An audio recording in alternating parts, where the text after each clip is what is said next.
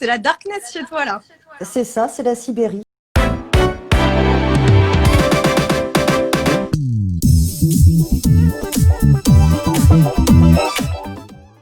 Bon, messieurs, dames, bonsoir. On va attaquer dès maintenant. Hein. Bienvenue dans ce Sexy Débrief numéro 4. Ce soir, nous allons débriefer la dernière collection Maison Margiela, printemps-été 2021, qui n'était pas un défilé, mais qui a été présenté sous la forme d'un court-métrage de 45 minutes. Et c'est un sacré morceau ce soir qu'on aborde, donc ça va être assez structuré, je ne vous le cache pas. J'ai avec moi la wonderful Audrey Millet. Audrey, bonsoir. Bonsoir Dana, merci de m'accueillir chez toi. Je t'en prie, écoute, c'est un plaisir. Est-ce que tu peux te présenter pour la France qui te regarde? Oui, je suis Audrey Millet. J'ai 39 ans, je fais 1m57, je ne vous donnerai pas mon numéro de sécu. Je suis docteur en histoire, spécialiste des savoir-faire et de l'industrie et de tous les objets inutiles, papier peint, vêtements. Tais-toi donc. Audrey a écrit un livre absolument merveilleux aux éditions Belin que je vous montre, qui s'appelle, alors c'est en selfie, du coup tout est à l'envers, Fabriquer le désir, histoire de la mode de l'Antiquité à nos jours. C'est une somme. Et c'était sold out de chez Sold Out. Donc on est un peu avec une resta ce soir finalement. Merci Dana, merci. C'est moi-même. C'est un plaisir. Je vais vous expliquer 3 secondes comment va se passer le live de ce soir. Je vais d'abord vous parler de Martin Margiela, si vous ne le connaissez pas, de John Galliano, puisqu'il a repris l'ADA de la maison Margiela en 2014. Audrey va nous parler de John Galliano chez Margiela. Ensuite, qu'est-ce qu'on va faire? Je vais vous décortiquer un petit peu donc, la dernière collection. Et puis ensuite, on va partir en roue libre, j'ai envie de te dire, avec Audrey, sur la problématique de ce soir, un rapport à cette collection chez Margiela. Comment John Galliano chez Margiela réconcilie-t-il industrie et artisanat? Voilà. Pour ce faire, Audrey, est-ce que tu pourrais nous définir rapidos ce qu'est industrie et ce qu'est l'artisanat, s'il te plaît, pour les nuls qui t'écoutent? Rapidos, industrie, artisanat, pour les nuls, mais pas que pour les nuls. L'industrie ne peut pas s'entendre avec l'artisanat ne peut pas s'entendre avec l'industrie. En fait, l'industrie, ça serait la production de vêtements par la transformation mécanisée. Ouais. Donc, c'est vraiment le bruit des usines et des machines. Voilà, c'est ça. Ouais. La mise en série. Ouais. Et à côté, on aurait son pote, enfin pas pote en fait, son ennemi, l'artisanat. Vêtements fabriqués donc, par des outils simples, par la main de l'homme. Ouais. Donc là s'oppose au bruit de l'usine, le silence du détail et de la main. Voilà. Et c'est un produit voilà, individuel, exceptionnel. Okay. Mais normalement, ça ne s'entend pas. Et voilà. Galliano nous montre le contraire. C'est antinomique, comme on dit. C'est ça. Merci Audrey. Alors, je vais donc vous recontextualiser Martin Margiela, pour ceux qui ne le connaissent pas, parce que c'est une honte. Voilà, sachez-le. Martin Margiela, c'est l'un des plus grands designers du XXe siècle, un des plus influents. Ce qui a caractérisé sa personne et toute son œuvre, c'est parce qu'on peut parler d'une œuvre, voilà, c'est l'anonymat. À ses débuts, il a été considéré comme étant un créateur trash, et puis au fur et à mesure, il s'est vraiment inscrit dans la lignée des designers avant-gardistes, conceptuels, minimalistes et autres mots en iste. Voilà. C'est un Belge. Il fait partie de ce qu'on appelle les 6 d'Anvers, c'est-à-dire qu'il a été formé à l'Académie royale d'Anvers, qui est une grande école de mode belge. Et c'est le premier créateur belge à avoir ouvert sa maison de couture à Paris dans les années 80, donc en 88, et qui s'appelait alors la maison Martin Margiela.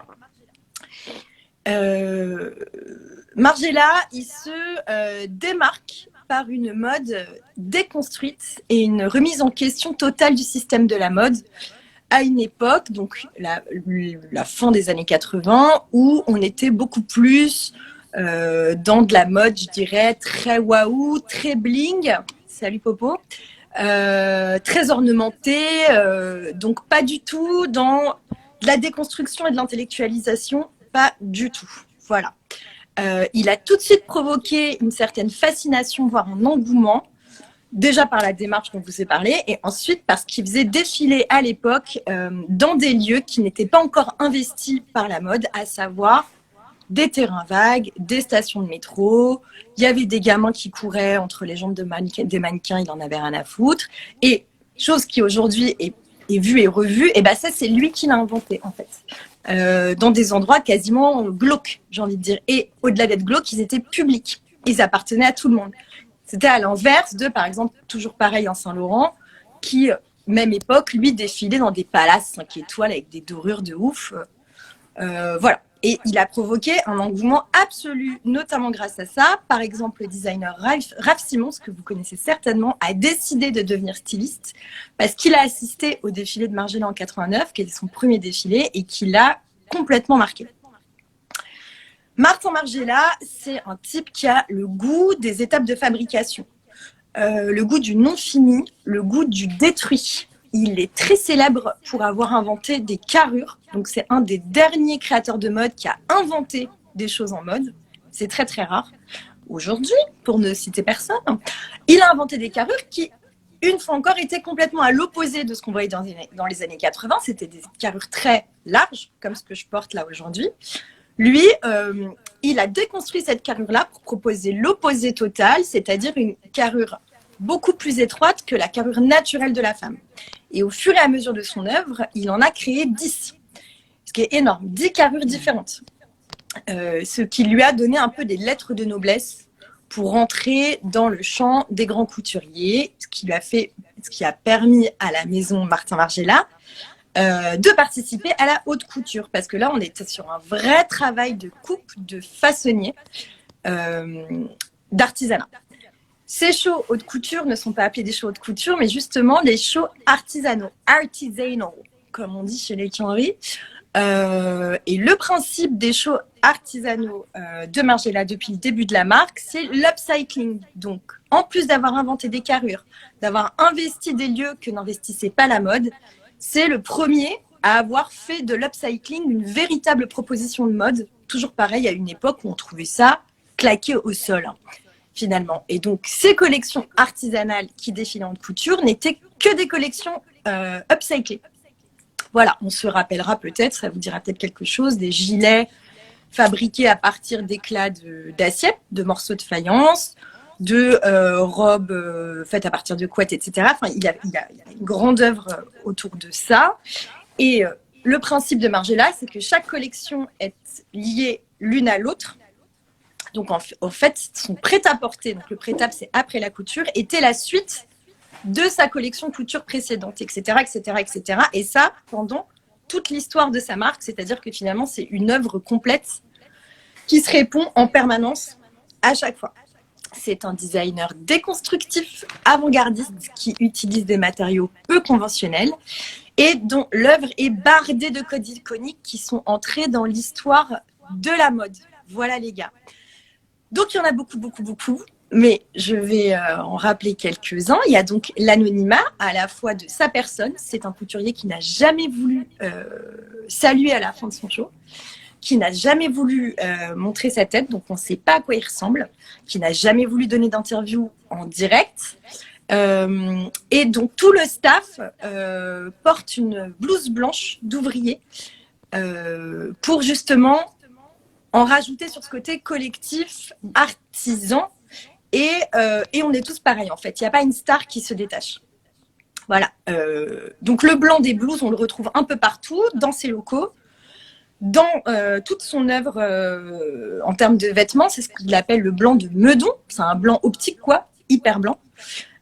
Sur les étiquettes des fringues Margiela, à la base, c'était des étiquettes blanches qu'on voyait attachées sur l'arrière des vêtements par les 4 coutures. Puis, au fur et à mesure, c'est devenu des étiquettes numérotées du 0 au 23 parce qu'en fait, chaque nombre est relié à une ligne de Margiela. C'est toute une science. Voilà, on est très, très, très intellectuel ce soir.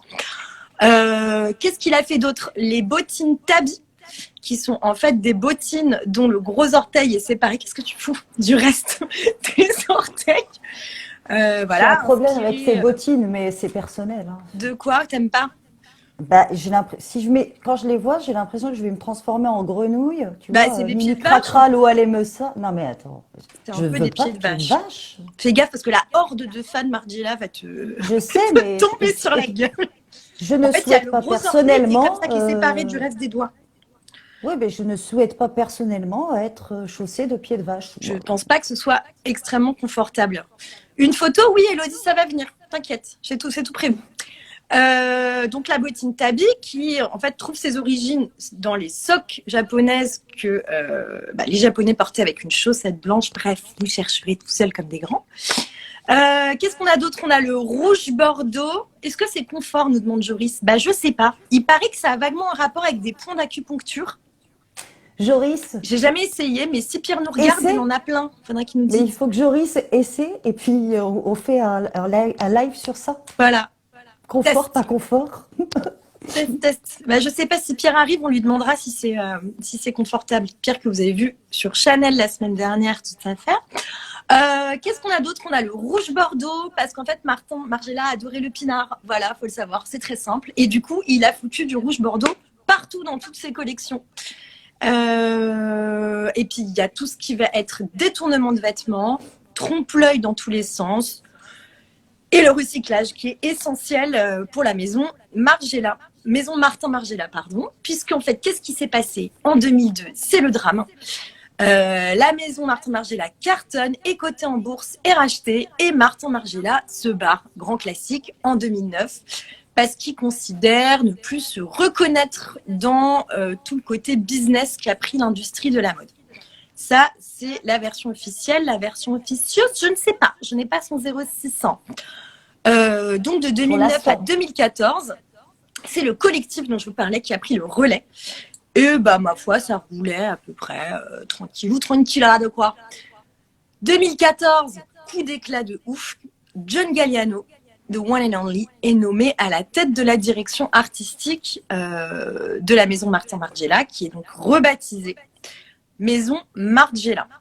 Galliano, mais qui est Galliano? Est-ce que ça sert à quelque chose de vous rappeler qui c'est? C'est pareil, un des plus grands couturiers du XXe siècle, énorme génie britannique, qui est resté 15 ans à la tête de la direction artistique de Dior. Donc 15 ans de drama, 15 ans de show complètement dingue. Le mec est un architecte du vêtement qui travaille le biais. Il faut quand même être un énorme fasciste ou complètement psychopathe ou sociopathe, je ne sais pas, pour aimer travailler dans le biais. Si les stylistes et les modélistes me regardent, ils comprendront ce que je veux dire. Donc, un des gars les plus talentueux ever, en tout cas au XXe siècle. Voilà, licencié en 2011 de chez Dior pour ce qu'on sait, à savoir qu'il a tenu des propos racistes et antisémites. Il a été condamné par la justice, il s'est enterré quelques années, il s'est mis au vert suite à cette histoire. Il a fait 2-3 petits trucs en featuring, un peu dans l'ombre. Notamment, il était en stage chez Oscar de la Renta, trop mignon. Et après tout ça, la désintox, penser à sa vie sur un rocher face à la mer et compagnie, il est nommé en 2014, So Fresh and So Clean, à la DA de donc Maison Margiela. J'ai beaucoup parlé. Audrey, est-ce que tu pourrais nous parler de Galliano chez Margiela, s'il te plaît, succinctement? Merci. Avec plaisir. J'ai pris des notes pendant que tu parlais d'ailleurs. On apprend beaucoup. Margiela. Alors Margiela, en fait, les deux hommes, ils ont vraiment, même quand on les voit à côté, on a donc un Anonymous et on a une grande star du palace, un mec hyper exubérant. En fait, ils ont vachement de points communs. C'est ça. Et notamment, ce sont des pros de la coupe, ce sont des pros de la taille, ce sont des pros de la pince. Ils la posent exactement au bon endroit, pas 1 millimètre en dessous, 1 millimètre au-dessus.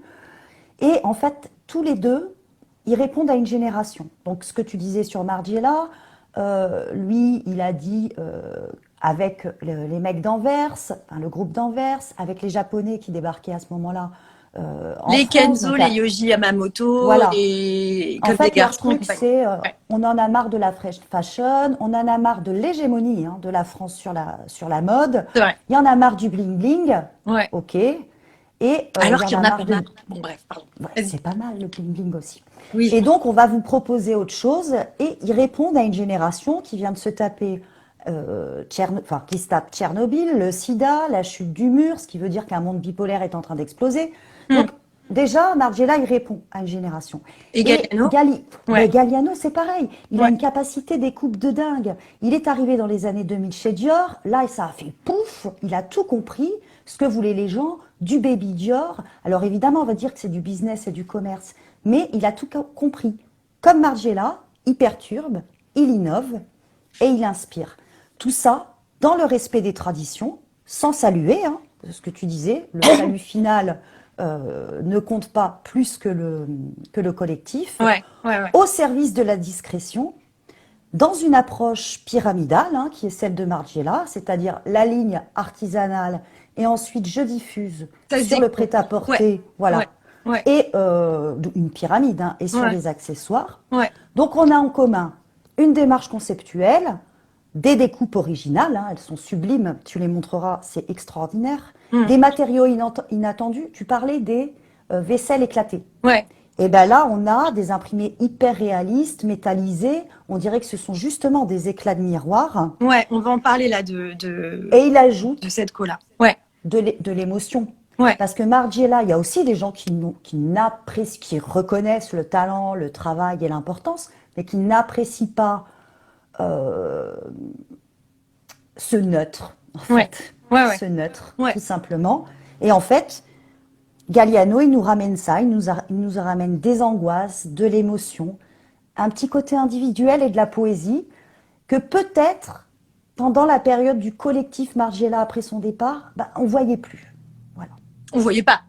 Voilà. On peut se le dire. Justement, ça me ramène à donc, la collection qui nous intéresse et je vois qu'Élodie a vachement hâte de la voir, donc je vais vous montrer ça. Ce que vous pouvez faire, c'est que vous pouvez aller sur vogue.fr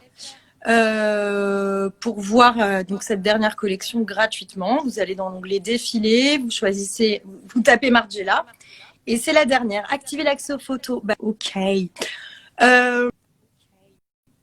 Donc, la collection Printemps-été 2021, c'est une vidéo de 45 minutes réalisée par le grand pote de John Galliano, Nick Knight. Voilà. Et c'est le prolongement du projet Swalk, qui était, ce dont je vous parlais, la collection artisanale automne-hiver 2021. Oh là, qu'est-ce qui se passe? Chat dans la gorge, excusez-moi. Donc, c'est le prolongement de la collection artisanale de l'hiver, ce qui est très Margiela, comme le faisait Martin Margiela. Galliano fait la même chose, ces collections sont liées les unes aux autres. L'inspiration principale de cette collection, c'est le tango, voilà. Et le tango qui est interprété à travers le truchement d'un vestiaire ultra sombre, ultra gothique, complètement théâtral. Et ça, c'est du Galliano dans le texte, hein, la théâtralité des vêtements. Et ce qui est intéressant, c'est que c'est complètement à rebours de ce qui se fait. Je sais, 40 minutes, Nico, j'ai compris. C'est complètement à rebours de ce qui se fait dans les collections printemps-été standards qui ont tendance à être ça envoie des noix de coco, du tapis volant et du string à paillettes. Là, on est dans quelque chose de quand même très, très dark. Le thème sous-jacent au-delà du tango de cette co, c'est donc comment concilier l'artisanat et l'industrialisation, ce dont nous a parlé avec brio Audrey Mier, ici présente. La gamme, on est sur du noir, du blanc, du rouge et du gris. Le blanc, je vous en parlais, c'est iconique chez Margiela. Le noir, il faut toujours du noir avec du blanc, donc ça, voilà. Le gris, pour le côté un peu mélancolique. Et le rouge, il y a plusieurs rouges. Il y a un rouge écarlate, symbole d'amour, mais aussi de haine, de mort et de vie. Et le fameux vin rouge de Margiela, cet alcoolique qui revient énormément tout au long de la collection. Les formes. Galliano, comme c'est un putain de styliste, qu'est-ce qu'il a fait et qu'il a une vraie vision business? Il a regardé qu'est-ce qui se vendait le mieux dans la pré-collection. Et en superposant toutes les pièces qui se vendaient le mieux, il en a extrait un fit, un bloc, une silhouette. Et c'est cette silhouette qu'il a décidé de décliner tout au long de cette collection-là. C'est ce dont je vous parlais la semaine dernière, c'est l'importance de l'editing. Donc, il y a une cohérence dans toutes les formes qu'on va voir qui est assez extraordinaire. et qui est un vrai travail de couturier, en l'occurrence. Donc, on le voit très bien dans le premier look, et c'est parti pour les images. Elodie, j'espère que tu es toujours parmi nous. On le voit très bien dans le premier look, c'est les twins, des jumelles très très méchantes dans le film. Oui. Elles arrivent, elles sont là. Attends, je change, je fais ça, voilà. Les twins, donc on le voit très bien sur ce look et ça va être le cas sur tous les autres. C'est énormément de looks en 2 pièces, donc veste plus jupe ou pantalon, hommes et femmes.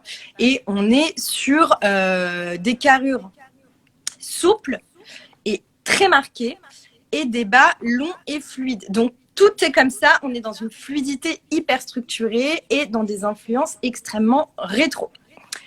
Les pièces dans le détail, en fait, chez Margiela, il y a énormément de lignes avec les numéros dont je vous parlais.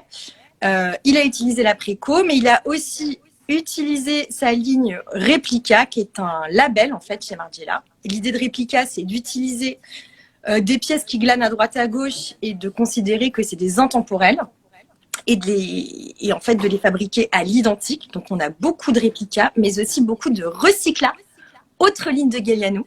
Autre capsule qui en fait consiste à chiner des pièces dans des friperies et ben, en fait à complètement les restaurer et à les pimper sur un mode haute couture. Donc en fait, Recycla, c'est des pièces en édition limitée.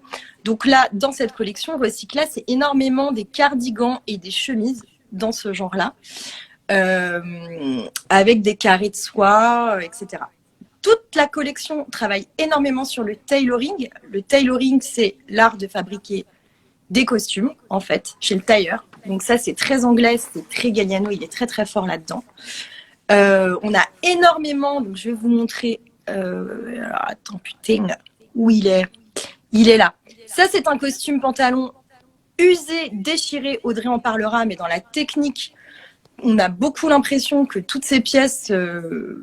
ont vachement vécu, et c'est ce qui est intéressant, c'est tout ce travail de trompe-l'œil d'ancien, qui est le trompe-l'œil étant très Margiela, évidemment. On a énormément de robes en mousseline de drama queen ou en tulle qui sont drapées, bordées de plumes et plaquées au corps dans un effet mouillé. Donc ça, c'est assez sublime. Vous en avez une là, mais on la voit pas bien. Je vais essayer de vous en montrer une autre. Et toujours beaucoup dans les rouges. Voilà, là, vous en avez, par exemple. Vous avez beaucoup de jupes en satin coupées dans le biais. Ça, c'est du Galliano à fond de travailler le biais. Beaucoup de hauts en dentelle qui ont été fabriqués à partir d'anciennes voilettes de chapeaux. Beaucoup de manteaux et de trench hyper huileux, un peu chelou. Et puis les chaussures, on a beaucoup de Mary Jane en brocart et ces fameuses bottines Tabi qui sont rééditées façon derby transparent. Voilà. Voilà, j'ai à peu près fait le tour. Audrey, c'est à toi, vas-y. Qu'est-ce que tu veux nous en dire? Les plans, la vidéo, aller plus loin sur le travail des textures peut-être. Alors, le défilé.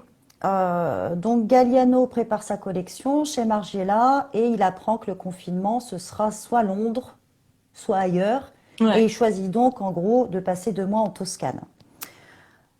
Et surtout, il est choqué par le fait qu'on ne peut pas défiler sans doute en physique, donc il choisit de défiler en virtuel. Ouais. Mais il n'a pas décidé, tout le monde l'a un petit peu fait, de faire du virtuel, de faire les choses à moitié. Ouais. Donc il nous pond, grâce à son ami Nick Wright, ouais. Rien ne peut arrêter le processus créatif. C'est le but de ce défilé. On ne stoppe pas l'artiste. Je vous mets d'autres images en même temps. Ouais. C'est un court-métrage. Alors, c'est un défilé. C'est plusieurs choses, ce truc. 45 minutes. C'est un court-métrage. C'est un défilé. C'est immersif, parce qu'il nous emporte aussi nous emmène dans les ateliers. À mi-chemin, entre le thriller, parce qu'il y a une histoire. Il y a un mariage. Les 2 nanas là, qui nous accueillent, genre début du cimetière. Bienvenue. Ouais. Non, merci, mesdames. Et la confession, parce qu'on les voit aussi travailler, on les voit dans des moments hyper intimes. Donc c'est un documentaire, c'est un récit, une provocation aussi, qui est interactive, parce que c'est hyper sensuel, voire sexuel, c'est tango dans l'eau. Hyper sexuel, moi je trouve. Voilà. Ouais. C'est terrible, quoi. Tous ces corps mouillés, moulés. Ça transpire la night. Ouais. Ça pue le cul. Et c'est aussi un voyage fantastique qui nous sort de tout ce qu'on a pu voir, en fait. Hein. Ouais. Alors, le tango, ok, hein, magnifique, extraordinaire. On sait déjà qu'à la base, le tango, c'est une danse d'une technicité absolument terrible. Ouais. Mais également l'innovation et le processus créatif, ce sont les thèmes de son défilé. Ouais. Tout à l'heure, tu montrais ce pantalon déchiré. Hein, donc, on ne sait plus trop si on fait du vieux avec du neuf ou du neuf avec du vieux. C'est ça. Et là, dans ce pantalon déchiré, ils discutent de l'entraînement des, entre guillemets, sportifs, hein, de la danse du tango, qui vont, en fait, pendant des jours et des jours danser le tango. Ce sont des compétitions sportives, hein, jusqu'à ce qu'ils ne puissent plus. Ouais. Les plans. Atelier, apprentissage de la danse, apprentissage également des matières, hein, par ces muses, des muses, hein, plus seulement des mannequins.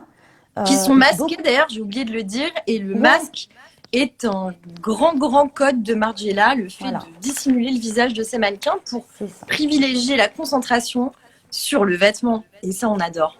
Vas-y. C'est les Anonymous, mais en plus sexy, quoi. Voilà, voilette, voilà, clairement. Et en moins terroriste, je pense. Mais en tout cas, aussi. on est là-dedans. C'est ça. Remarque, elle, franchement, je m'y ferai pas. Hein. Oui. Elles t'ont traumatisé. Donc, il y a des petites twins.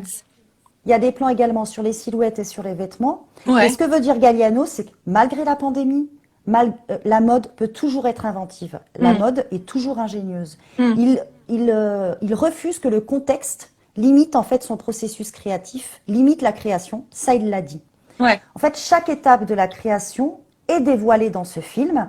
Rappelant donc c'est ça, on voit tous les backstage et c'est assez passionnant de les voir travailler. C'est même un peu voyeuriste, hein, parce que il y a même des positions. Enfin, je veux dire, c'est pas une photo de magazine, quoi. Il est pas en pause, hein. Il est là en train de réfléchir. Très flatteur. Enfin, je veux dire, là, c'est une mise à nu énorme du travail de couturier, quoi. Enfin, c'est ça. Il y a des prises de vue à distance. Et donc, c'est vrai qu'il l'a fait faire par un ami. Enfin, franchement, vaut mieux. Mais du coup, il y a une vraie générosité, une véritable générosité, des conversations qui sont prises sur le vif. Hein, et alors là, on a parlé de savoir-faire dedans, mais il y a des caméras techniques, il y a de l'intelligence artificielle. Ouais. On est, tu le disais là, c'est pas, franchement, tu le vois, c'est pas un vestiaire d'été. Hein. Il n'y a pas des ananas, c'est pas exotique. Pas du tout. C'est pas Pucci. On n'est pas du tout là-dedans. Il n'est pas tombé dans cette facilité, mais d'ailleurs, il ne tombe jamais dans la facilité. Donc, tu vois la dernière collection Versace avec les reprises des motifs, ce genre de truc, où on est là, lascif, tu vois, à côté de la piscine, ça transpire l'été, le soleil nous après, nous donne de la sueur. C'est dans leur ADN à eux hein, de faire ça. Voilà, mais là, c'est pas l'été. Hein. Ouais. En fait. Non, là, c'est pas l'été. Là, j'ai pas... là-dessus, j'avoue que je vois pas ce que ça a dit d'estival. Mais... Bah, en fait, il y a beaucoup de jeux de transparence, tout ça. Et, et peut-être qu'on sera bien. Il y a une humidité, quoi. Il y a une chaleur humaine, quoi. Ça pue le cul, ça pue donc l'été. Peut-être qu'il veut dire rhabillez-vous, quoi. Ah, ça, je sais pas s'il veut dire ça. Ce serait pas trop son genre. Je suis tu sais, l'air de rien, il y a des cols. Hein. Enfin, je veux dire, l'été, on porte quand même pas de col.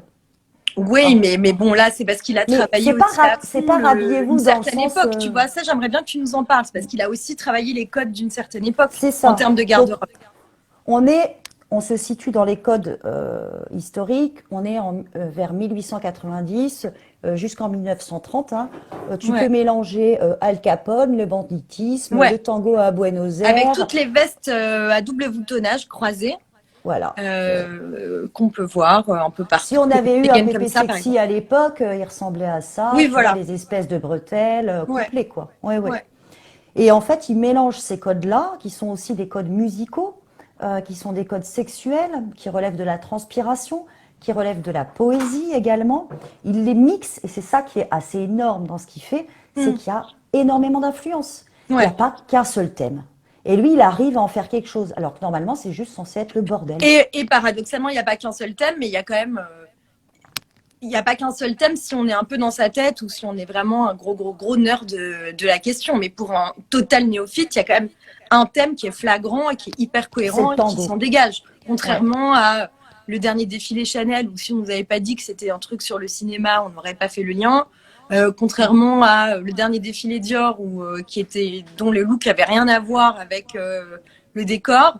Et que si t'avais pas bouffé le communiqué de presse avant, t'aurais rien compris. Enfin, je veux dire, là, t'as pas besoin de kilomètres de documentation ou d'avoir un bac+10 en mode pour comprendre de quoi il s'agit. Et ça, c'est hyper fort, tout en étant hyper pointu. Mais je crois qu'il a vraiment, c'est vraiment ce que tu dis, Ouais. il a vraiment l'ambition de parler à tout le monde. Ouais. C'est-à-dire, tu peux comprendre, tu captes le truc dès le début, Ouais. sling, sling, ça danse. Ouais. Mais ensuite, il y a divers degrés. Donc c'est vraiment, c'est un peu les poupées russes. Enfin, c'est ça. Et à mon avis, dans sa tête, c'est les poupées russes. Sachant que on a eu beaucoup de questions sur est-ce que Galliano est légitime chez Margiela. On a eu beaucoup de questions sur est-ce que Margiela. J'ai dit Galliera. Je sais plus ce que j'ai dit. Bref, est-ce que Galliano est légitime chez Margiela? Est-ce que Margiela a pas perdu la marque, en tout cas un peu de son cachet underground? Voilà, et là ça rejoint ce que tu es en train de dire, c'est que finalement, je veux dire, il n'y a pas mort d'homme si tu as envie de rendre la marque un peu plus pop, quoi, finalement. Enfin, tout en étant dans le droit fil de l'héritage de Martin Margiela, avec qui Galliano est très souvent en contact, donc, sachant qu'il n'est pas obligé d'être en contact avec lui.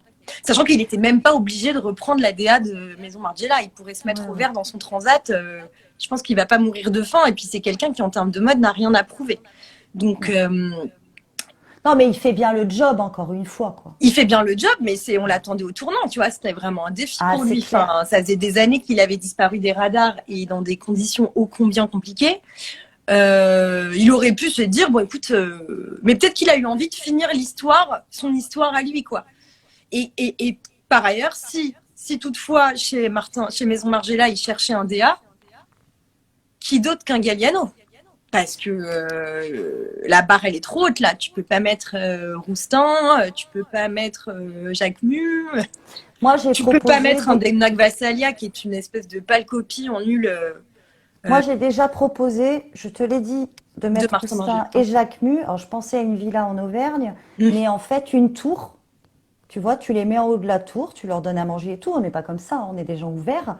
Mais, et puis, ils peuvent discuter ensemble. Disons que voilà, c'est un sacré. Je pense que dans les couturiers vivants, parce que sinon j'aurais pu dire Alexander McQueen, voilà, qui aurait pu reprendre Maison Margiela. Mais dans les couturiers vivants, c'est terrible à dire, mais il y a personne. À part Galliano, il y a personne. Enfin, alors non, c'est pas vrai. Il y aurait peut-être un Heider Ackermann, peut-être un Raph Simons, voilà, plutôt ces Belges là qui sont vraiment dans la même philosophie que Martin Margiela. Mais peut-être que c'était trop proche et peut-être que s'ils avaient des problèmes économiques, ils avaient aussi besoin d'un gars qui fasse vendre. Et c'est là où il est fort aussi, Galliano, parce qu'il a quand même un regard qui est business. Un peu à la Karl Lagerfeld aussi, quoi. Il comprend tout à fait le business, il le subit plus difficilement que Lagerfeld, mais il comprend que son job, c'est aussi de vendre, parce que qu'on le veuille ou non, c'est pas une insulte, hein. Et il faut quand même vendre et plaire. Parce que Martin Margiela, je pense qu'il en avait rien à foutre de vendre finalement, tu vois. Ouais, mais il vendait. Ensuite, je pense que la période du collectif, ça a dû être un peu difficile. Oui. Mais il vend, mais parce que cette générosité dont on parlait tout à l'heure, ce mec-là, il a besoin d'amour, quoi. Avec tout ce qu'il nous donne... il y avait, tu sais, ce fameux truc de j'envoie des mots d'amour à John Galliano quand il était chez Dior. Il a il a cette envie de fidélisation. Après, Galliano, c'est un peu l'artiste maudit, mais comme beaucoup de couturiers de son époque, parce que les années 2000, c'était quelque chose en termes de couture. Hein. Enfin, et puis en fait, comme les grands. Comme les grands. Saint-Laurent, oui, Saint-Laurent, il n'a pas été filmé genre dans une backroom avec de l'opium plein les yeux en PLS, quoi. Genre, non, c'est sûr qu'on l'a pas filmé. Non. Non, donc, mais c'est des gars qui sont fragiles. Hein. Enfin, voit McQueen qui a mis fin à ses jours, Saint-Laurent, bon, voilà, quoi. Il a vécu, hein, ce qui est bien, mais bon, dans quelles conditions aussi. Dans la deuxième partie de sa vie était quand même dramatique. Galliano, bon, c'est pareil. Enfin, je veux dire, ils font tous, à part un mec comme Lagerfeld qui est un putain de sphinx. Cela dit, on n'était pas dans son intimité. Peut-être qu'il avait des moments très, très sombres et ça, on n'en sait rien. Non, puis quand tu es sous pression tout le temps, Dana, à un moment, on le sait très bien, il suffit que tu aies un petit événement, enfin, entre guillemets, un petit, je veux dire une mort, un machin, un truc, c'est facile de déraper quand tout Hmm. n'est pas équilibré et Ouais, droit. bon, là, Et il ça a. vaut pour tout le monde. Non, mais ça vaut pour tout le monde, en fait. Il y a Oui, un gros, gros dérapage. Mais ça peut aller jusqu'à la mort. Voilà, comme McQueen. ça peut aller jusqu'à la mort. Après, c'est pas la même histoire. On va. Non. C'est pas la même histoire. Mais il y a eu des moments, là, dans les années 2000, de surpression, Mais c'est ce que parce je te que, disais, il y a eu toute cette voilà. fournée de créateurs qui a été pressée comme des citrons, mais genre, je pense qu'aujourd'hui c'est beaucoup plus cadré tout ça, quoi, parce qu'il y a eu trop de dérives. Enfin, il y a eu trop de dérives et il y a eu trop de drames en fait autour d'eux. Oui. Donc, je pense que là, les maisons, elles peuvent plus prendre la responsabilité de d'un créateur qui dérape, d'un créateur qui se suicide. Enfin, je veux dire. Non, puis il faut savoir déléguer. On va pas filer à un créateur je ne sais combien de lignes, ce genre de truc, parce que dans les années 80, il y avait encore énormément de frontières commerciales, donc de Ouais, douanes en fait. Donc on exportait moins. ouais, Et vu que depuis les années 80, il y en a moins, bah 20 ouais. ans plus tard, explosion. En fait, les maisons de couture peuvent embrasser le globe. Et là, on demande aux créateurs, aux designers, de faire absolument tout, quoi. Bah, en fait, dans les journées, elles font que 24 heures. Hmm. Donc, si tu dois durer plus longtemps, Oui, oui, bah, tu oui. prends Non, des mais trucs. tu te démerdes pour durer plus longtemps. Voilà. Voilà. Oui, oui, non, mais je veux Donc, dire. faut laisser aussi, là, je crois que c'est ça qui est bien, on le laisse créer. Et laisser les Mais artistes ça lui va bien, créer. ça lui va Mais bien, oui. ça lui va super bien d'être chez Margiela, moi je trouve. Oui, et puis on peut Il a pas quelque chose demander aux... d'émouvant, je l'ai vu en interview dans sa blouse Ouais. blanche, Margiela. Il a finalement, on découvre une humilité qu'on lui connaissait pas forcément, enfin en tout cas qui était pas grand public. Parce que chez Dior, il était un peu devenu l'espèce de singe savant. Enfin, il était un peu devenu la caricature de lui-même, quoi, concrètement. Non, Donc, mais voilà la mascotte. Mais d'une manière globale, Dana, avec toute la fast fashion, tu vois, ce dont on parle d'une manière générale, tu sais, ouais, de cette industrie de la mode qui ne crée plus. Hein, ouais, parce que là, on regarde quand même des trucs très spécifiques. ouais. Laissez les designers, les artistes, les stylistes, les modélistes, laissez-les réfléchir un peu. Hmm. Laissez-les créer. Parce que quand on fout trop la pression à des gens comme ça, qui ont une sensibilité, oui, Mais bah ça, à un c'est le fonds moment, d'investissement qui choisit qui on met. Hein. c'est clair. Ah bah oui, donc si Hmm. tu veux un intello à la Dries Van Noten, ça n'intéresse personne quand tu veux vendre, tu vois. Mais Enfin, je qu'est-ce te que dis c'est ça. beau. Enfin, personne, ça va intéresser. Quand t'as vraiment un enjeu financier compliqué, soit ils mettent un nobody et ils en font une star, mais du coup, elle est pieds et poings liés à l'image de cette marque, type Roustin, un nobody, pardon, c'est pas un nobody, mais enfin quelqu'un qui n'était pas sur le devant de la scène en tout cas. C'était Euh, un nobody, quoi. bon, mais par exemple, je On pense connaissait à pas, quoi. Alessandro Michele chez Gucci, qui était un des stylistes du studio. Bon, Oui. bah, il est monté en DA, mais en vérité, à part chez Gucci, personne ne le connaissait, ce mec-là. Hmm. Et maintenant, il est indissociable, il fait partie de l'image Gucci, et voilà, point barre. Euh, mais si tu vas chercher un petit gars de l'extérieur, euh, c'est très compliqué. C'est le problème qu'ils ont certainement chez Chanel là maintenant depuis que Carl est parti, c'est que qu'est-ce que tu choisis? Est-ce que tu prends quelqu'un qui est déjà une méga star et tu prends le risque qu'il fasse sa diva et qu'il te crée des problèmes? Ou est-ce que tu prends un mini baby créateur hyper intéressant et comme il y en a plein chez Mugler, chez Paco Rabanne, maintenant c'est ça, tu vois. De Et toute façon, chez Chanel ou chez Margiela, comment tu veux passer après Karl et après Martin Margiela, tu il y vois? a Joris Je veux qui nous dire, dit un truc après, hyper intéressant, il nous dit Galliano chez Dior, on le voyait mais on l'entendait peu. bah, Et Galliano, chez l'inverse Dior, chez Margiela. il faisait le show. On lui demandait pas son avis Ouais, intellectuel. non, il Là, dit on c'est lui demande. l'inverse chez Margiela, c'est très Ouais. juste. Ouais, ouais. Il C'est fait que des là, on lui, podcasts, il fait plein de choses, c'est ouais. vachement Là, bien. on lui demande son avis intellectuel. Ouais, Attends, je reviens sur ce que je disais. C'est que le problème des pop stars qui ont fait des maisons, tu vois, des trucs de ouf, quoi. Martin Margiela, ouais, Karl Lagerfeld, ouais. pour passer après eux, bah, en fait, il faut une transition, quoi. Tu peux pas, bah, voilà, quoi. C'est- Mais t'as quand il y même a une période de de... transition. t'as un impératif de vente qui s'arrête jamais, tu vois. Tu peux pas te dire, je Oui, laisse ta marque en stand-by pendant 5 ans, tu vois.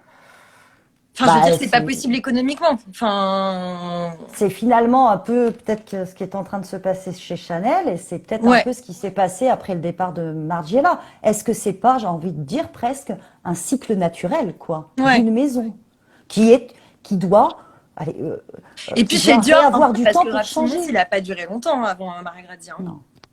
finalement.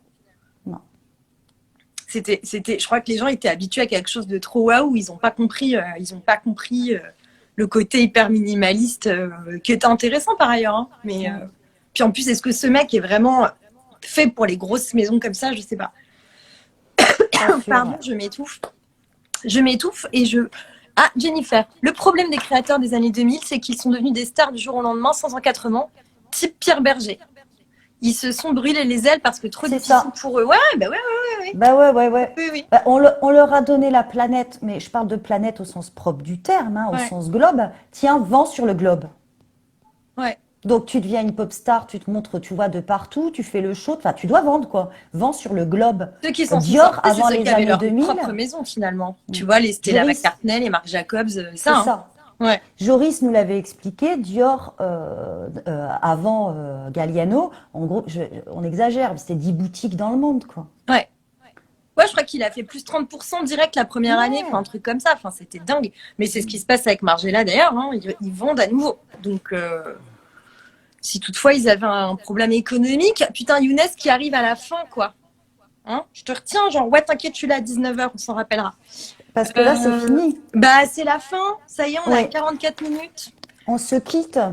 On se quitte et on croise les doigts pour que ça plante pas cette fois-ci. J'espère que c'était aussi chouette qu'hier. Et je vous fais des bisous. Je mets cette fucking vidéo en replay. Croisons les doigts. Prière collective et à la semaine prochaine. J'ai envie de vous dire. Prière collective. Bisous, Anna. Ciao. Gros bisous. Bisous. Bisous. Ciao.